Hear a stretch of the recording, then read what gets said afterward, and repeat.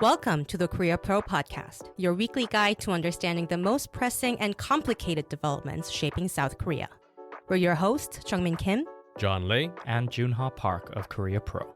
Go beyond headlines as we explain not just what happened, but also what really matters and why it matters. If you monitor South Korea for work or just trying to keep up, you're in the right place. This is the Korea Pro Podcast. Hello, listeners, and welcome back to another episode of the Korea Pro Podcast. Now, for this episode, we are going to be having a bit of a reflective sort of episode where we talk about the entire year that had happened, where everything happened all at once. And so there were times when it was just nothing but one chaotic event after another, paused by a very brief period of quiet, and then just entire series of more madness.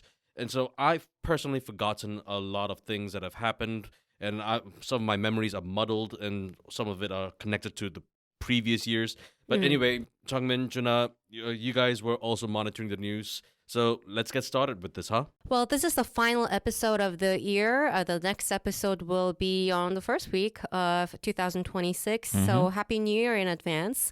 When we were looking back at what exactly happened in 2025, we were actually ruling out going too much into the election itself or impeachment itself, because it was like too major. We've talked about it plenty of times. Yeah, but also there are things related to it that we do need to reflect on a little bit.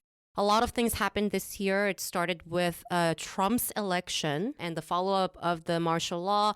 Towards the impeachment, there were a lot of chaos that were happening. And then after the election period itself was interesting as well, because the People Power Party could not, figure out the best strategy for the election.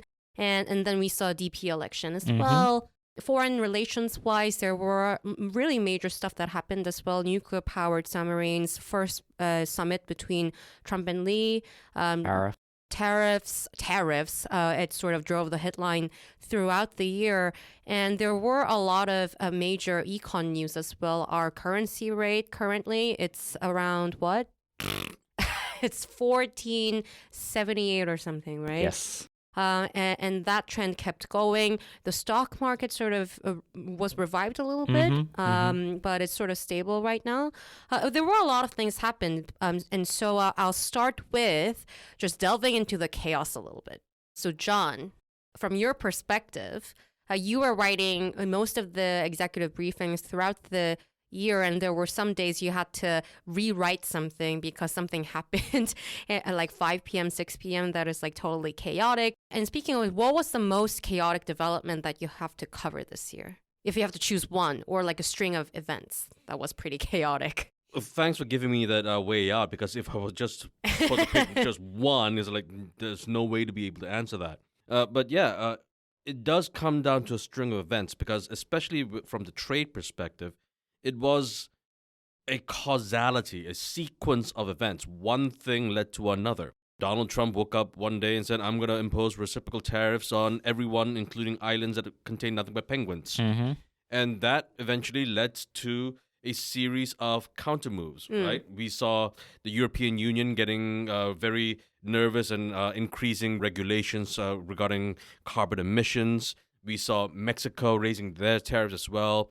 And we saw the South Koreans and the Japanese just desperately trying to meet with Trump, and so that they could get to a deal, so that they could at least not get to zero, but at least minimize as much of the impact as possible. And then the Chinese got involved. Donald Trump imposed, 165% tariffs on China at one point this year. And so the Chinese responded. Eventually, they responded with what was called Order 61 and Order 62, which really weaponized their intellectual property as well as their rare earths. And so much of this just happened all at once. And so for me, especially because I have to write these analyses and executive briefings, and the challenging part is the executive briefings, where I have to keep it, short and sweet, and trying to make coherent sense out of all of that into, 4 or 5 different paragraphs on a daily basis. Also, without making dumb things sound smart too much. Or without making, smart things sound too dumb, or vice versa. And let's face it, a lot of things that happened this year were dumb. And so the challenge was trying to make things, a bit more coherent, so that people would be able to understand quickly what the risks are. And Joon Ha, what was the most chaotic thing that you covered this year? I know we decided not to talk much about impeachment-related matters, but I think that we did witness the most serious attack on the judicial institution in decades on January 18th when pro-Yoon protesters, they stormed the Seoul Western District Court. It was something that was unprecedented. They claimed... Unprecedented in Korea, anyway. Yeah. Precedented recently in other countries.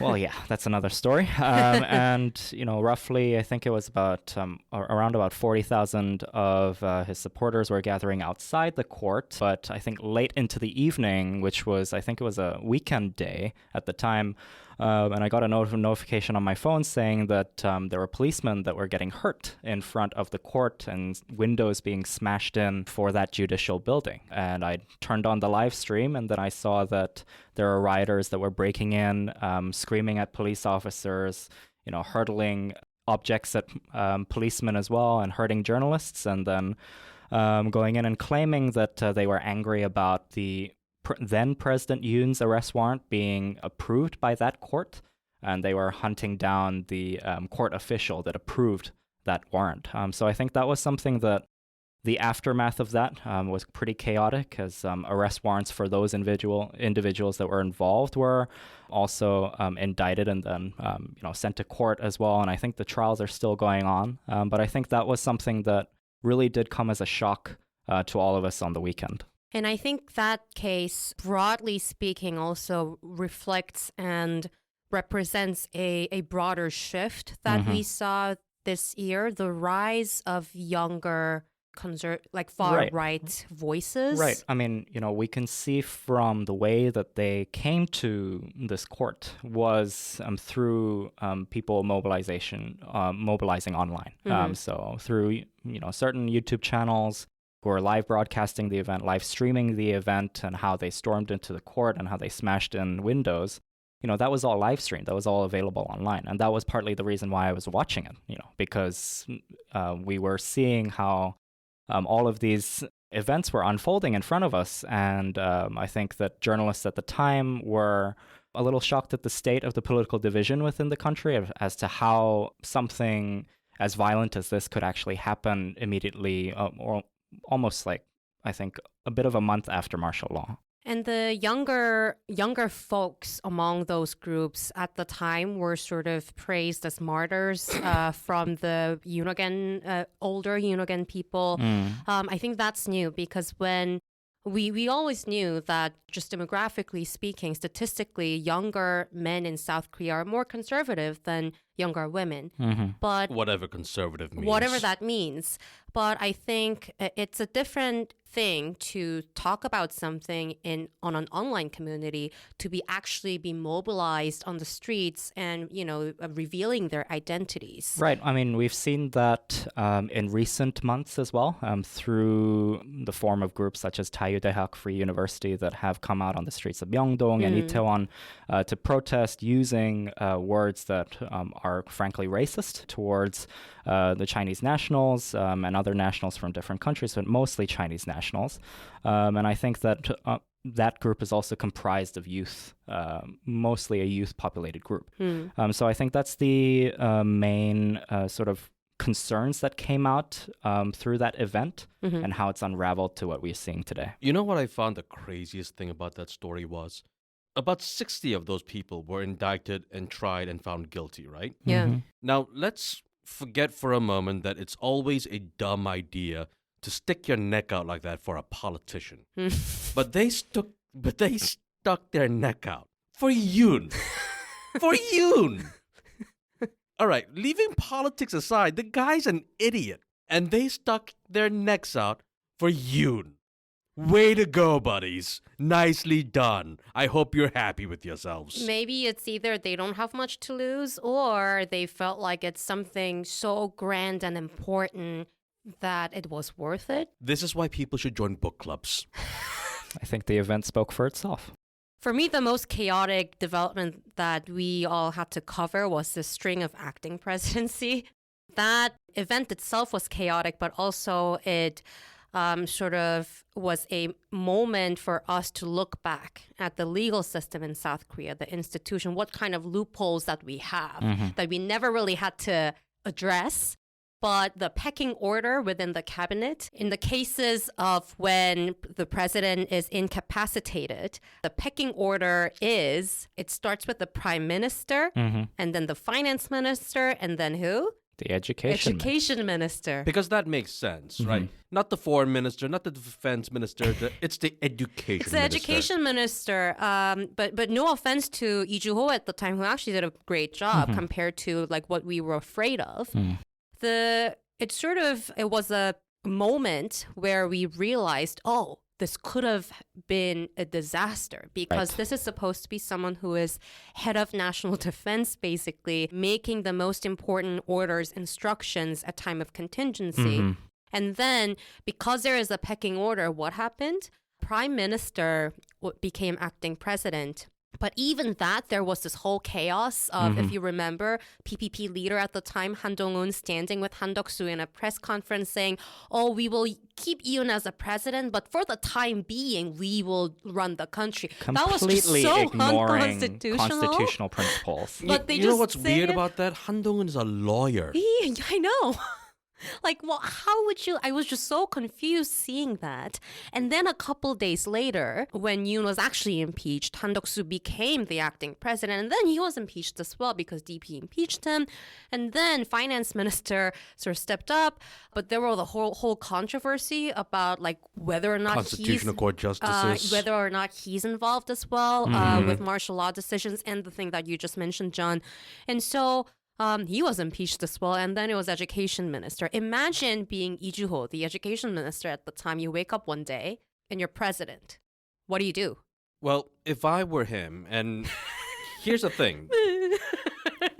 This is the Korea Pro podcast, but at the risk of going off script for a little bit, if I'd been Lee Joo-ho that day, the first thing that I would have done was personally thank Kim Jong-un for not doing anything crazy like lobbing missiles at us. I would have been like praying towards the direction of Pyongyang, so please don't do anything while I'm doing this acting presidency. Do us a solid, right? You know, just keep low for the time being. We've got stuff that we need to figure out. Yeah. So that was a chaos that I had to cover this year. Let's move on to complicated. Complicated a bit. But this wasn't complicated? This is complicated, but complicated as in when you're trying to write a story, a lot of research had to go into it because it's just so difficult to explain what it is. Not the sheer chaos of the event itself. Joon Ha? Yeah, so I think it was mainly justice reform and also prosecutorial reform. Oh, that was complicated. That was something that I had to wrap my head around for a good 3 days, reading through past documents from the Moon administration that pushed for prosecutorial reform and how that differed from the current DP's push for prosecutorial reform. There were so many different versions, Exactly. right? And so many different versions that came out within the span of 5-6 years. So I think that was something that really was something complicated that I had to deliver to our readers. I'm happy that I did, but I think that the big picture was that, or the core tension that I found while looking at prosecutorial reform and judicial reform was the tension between the presidential office and the DP at the time. So there was this sense of political urgency for the DP in moving forward with judicial reform. Also very aggressive leader at the DP right now. Exactly. So Jung Chong-le, who is the leader of the DP, he really did push for this political urgency for prosecutorial reform and judicial reform, introducing these bills to pass by, I think it was Christmas at the time. And then you had administrative capacity and those considerations that were coming from presidential office age, such as Woo Sang-ho and also the presidential chief of staff, Kang Eun-sik, who were very publicly stating for the DP to calm down and let's pace ourselves for a second here. Because I think that they were sort of concerned that the political acceleration that the DP was pushing for at the time, they were going to leave a lot of loopholes out, and they were going to leave a lot of details out within the primary legislation, and then they would have the same cycle, political cycle, where the DP would have to come back and try to mitigate those concerns and allay those concerns to the general public in later stages and later revisions of those legislations. So I think that was quite a interesting sort of confuddling between the presidential office and the DP that I was going over. It's quite complicated to go over all of those documents and legislation. Yeah. John? This is not a fair question. Come on. All there of the was so things that many you things that covered happened. were complicated, but if you have to choose a Oh couple... my God, there was a Yellow Envelope Act. There was a Commercial Law Amendment. There was the entire tariff deal, the $150 billion shipbuilding agreement. All of that was complicated. Which one do you want me to pick? I think you answered the question. Just list up more. Like, feel free to rant a little more. All right, so let's take this shipbuilding agreement, for example, okay? So if you just look at the text, it says, okay, South Korea is going to invest $150 billion in U.S. shipbuilding to help the U.S. build ships. Sounds easy. Great. Until you actually dig into it. So, okay. A few hours ago, Donald Trump went on TV and he said, we're building the biggest battleship ever. Oh, God. And that involves Hanwha Ocean. Now, Hanwha Ocean is not going to be involved in the battleship building, but it will be involved in the building of these frigates. Now, the United States discontinued their Constellation-class frigates because it was a waste of money, whatever it was. And so what they decided was that Hanwha is going to be building the new class frigates, which is right now designated as the FFX. There's no name for it yet. But the big thing about this is that according to the U.S. Navy Secretary, John Phelan, however it's pronounced, he said that they are going to be basing this new frigate based on the Legend class frigate. Now, the Legend class frigate is a quite important thing because this ship is the size of a frigate, but it's used by the Coast Guard. And the thing is, if you want to build frigates, they have different weight classes. They have different hull systems.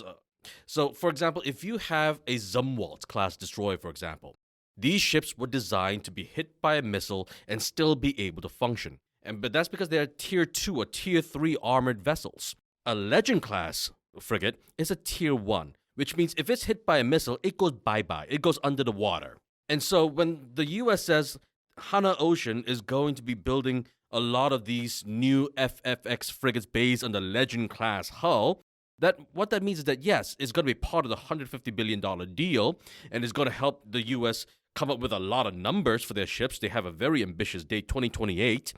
And what this means is that they're going to have a lot of ships, but these ships are not going to be able to, go into a high-intensity battlefield where the missiles going to be flying everywhere. They're going to be sinking underwater. And so what's this going to do with the kind of eventual pushback when eventually the people in the United States realizes, oh, these ships are not going to be able to survive against a Chinese onslaught. And so, these are some of the things that I have to do homework on and write about. Oh my God, your volume level for this episode, it might be a little too high, but going back a little bit, when you were trying to explain this complicated mess of stuff to the reader, what was like one line or bottom line you had to explain? The most complicated thing I had to cover was actually a lot of people forgot about all this, but on March 28th, I covered the story titled Lee Jae-myung Still Faces Legal Jeopardy in 2025. Remember that? Yeah, but that didn't age very well.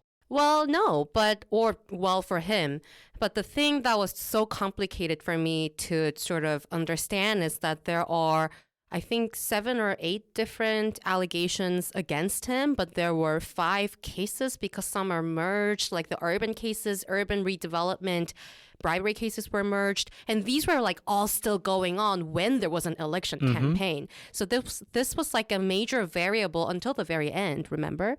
And so we had to cover this, but the accusations are like all different per case. Also, the timelines are all different per case. And the most complicated thing in all of this is what happens when all these trials are still ongoing and he actually does become a president, which happened. So the thing at the time that was quite confusing was how to understand this clause in the law that whether you can interpret that into when you become a president, all the all the aspects of the trial stops, or it stops indicting. Indicting part only stops.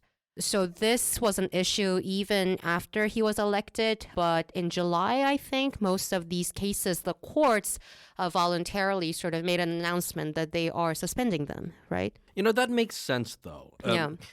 Sure. So interpreting in a way that all the trials stop. Yeah, I mean, sure. If you are a die-hard anti-Lee Jae-myung, anti-fanboy, yeah, this is the sort of thing that's really gonna, piss you off.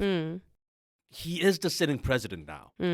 And to have these kinds of ongoing investigations and trials to go on while there is a sitting president, that's not going to sit well with governance or, practicality. True, but devil's advocate, some people still will argue that judiciary is not supposed to consider in like political statecraft factors into deciding whether or not a trial, continues. Well, that depends on how you define politicization, I suppose. Right. So this is actually an ongoing issue, but we'll see what happens when his term ends.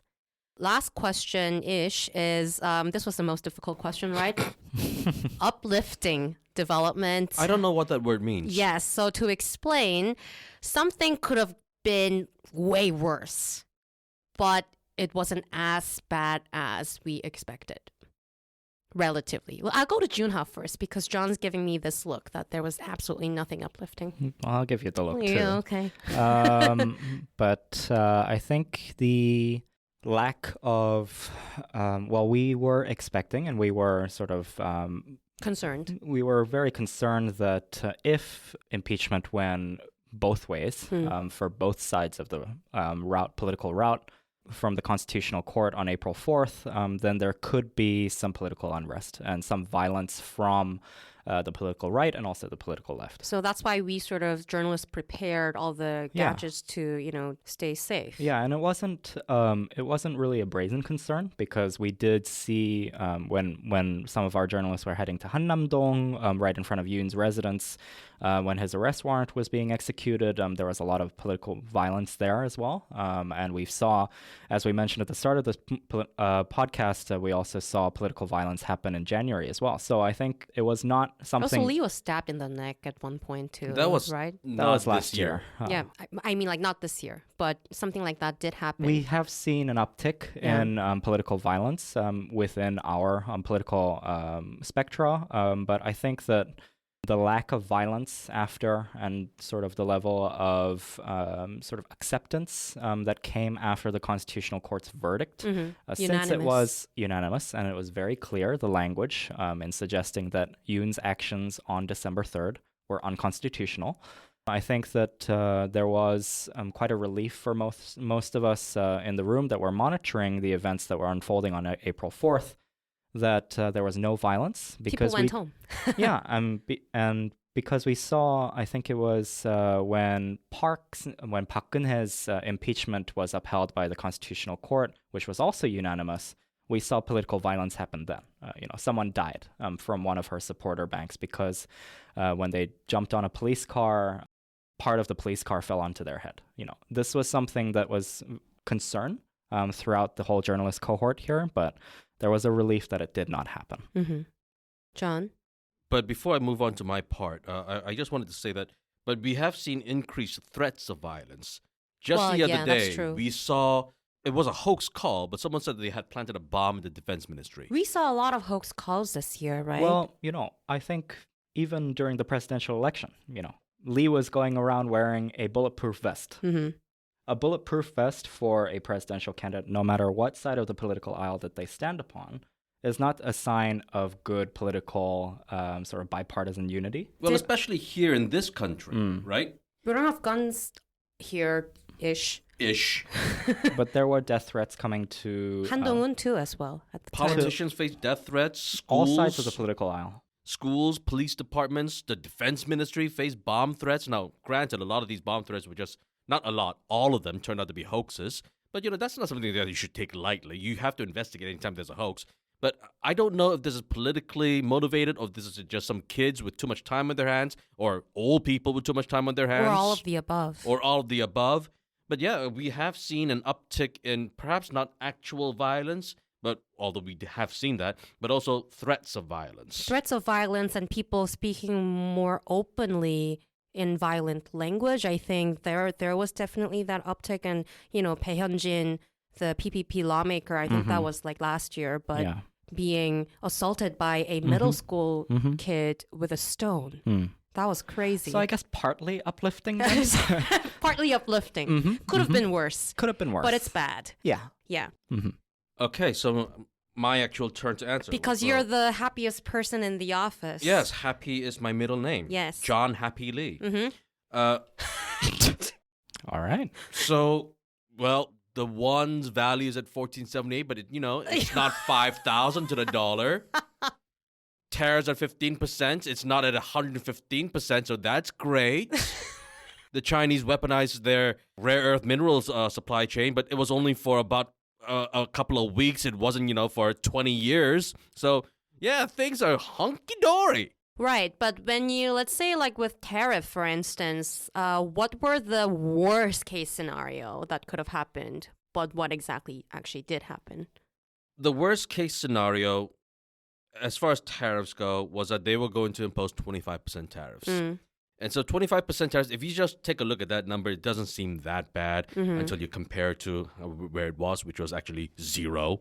But much worse than the actual number itself. The worst case scenario for the 25% tariffs was that it was going to be higher than the tariffs that would have been imposed on Japan or the Europeans. Taiwan. And the Taiwanese, of course. And so because South Korea was able to reach parity with the Japanese and the Europeans, yes, 15% still sucks. It sucks royally. But it's still not as bad as having it worse than our immediate neighbors. That's what I meant by uplifting. So thank you for finding something uplifting. You can call me John Happy Lee at any time. And for me, I already briefly mentioned, but it could have been worse during the pecking order, like acting presidency situation. Could have gone to the culture minister. Right, but... Gotta explain that one. It could have gone to the culture minister because next in pecking order, yes. Right? But I think South Korea, I know that a lot of editorials afterward were like praising South Korea's institutional resilience and everything. Partly it's true, but also South Korea lucked out big time this year. I think like there were variables that could have made it so much worse, but it just, they were relatively calm than worst case scenario. So that's one. We didn't really touch on social issues today. So just to mention birth rate, it was really bad last year. This year, it rebounded a little bit. Marriage rate also rebounded a little bit. It's climbed a little, huh? Right. But I put it into uplifting, but also I do want to mention, I talked to Lena a few days ago about this, but we're still not sure what the cause is of the rebound. So we do have to just keep an eye on it. If it's a structural improvement that led to the rebound, or if it's something that was delayed during COVID that we're just seeing right now. So I think it's too early to say that this is such a great news, that the birth rate's definitely going up. Something to keep an eye on. And lastly, slightly uplifting recently was press freedom issue. During Yoon administration, so many lawsuits against journalists. And NBC. Even, but the bottom, fundamental issue with press freedom here is not, person by person, like depending on a leader thing, but also structural, because there's a defamation law stating fact sort of thing in the criminal law. I think that has been something that South Korea really, really needed to fix for decades, but it just didn't. It's still not fixed. It's still not fixed, but I was happy to hear that this administration is willing to amend that because it's disproportionate and it should be just civil lawsuit. But speaking of which, merging that with the idea of Fake News Eradication Act, I think personally was a horrible decision because it is against what they are trying to pursue with removing defamation criminal clauses. Sure, because, who's going to decide what's fake, right? Yeah, exactly. Looking to stay informed about South Korea's fast-evolving political, business and cultural landscape? Join us on Korea Pro, the go-to resource for in-depth analysis expertly curated by top-tier professionals. And now you can pick the membership level that best suits your needs, thanks to our new subscription packages. Starting at just $199 annually, you can access daily analysis and our weekly podcast. Or try our premium membership package, which offers additional perks such as executive briefings, monthly reports and forecasts, networking receptions and event opportunities, as well as much, much more. To find the best fit for you, just head to signup.koreapro.org and become a member today. And looking ahead just briefly, what are you looking forward to cover in the new year? The one hitting 5,000 to the US dollar? I don't know. I mean, everything that can go wrong will go wrong. And so, happy John Lee. So you are not really looking forward, but you'll still handle them anyways. Joon Ha, what are you looking forward to covering in the new year? Or looking ahead, what's important? I think not really looking forward to it, but I think more something that's quite important to monitor is the June 2026 local elections. Oh, right. That's next year. Right. Yeah. So when we see the Seoul mayorship, the Busan mayorship, and also the Incheon mayorship being contested for from the PPP and the DP, this is existentially the Lee administration's first big electoral test. So I think that it'll be good to monitor the decisions that are made from the separate parties before the election comes up, so the months leading to it, and also the sort of image making that these politicians do before the June vote happens. And their links to the Unification Church. Oh, that has been one of the biggest headlines in recent weeks. For me, what I'm looking ahead, what's important to monitor would be, it's actually, I wanted to mention this in the what's complicated, but what is progressivism in South Korea? What is conservatism? What is conservatism in South Korea? I think this broader question, I think next year, this year, because it was election season for too busy. And from Lee's perspective, because it was just strategically sound to sound more centrist during campaign. There was this election. And there was this election and, start of the term right after a very problematic regime sort of aspect to it.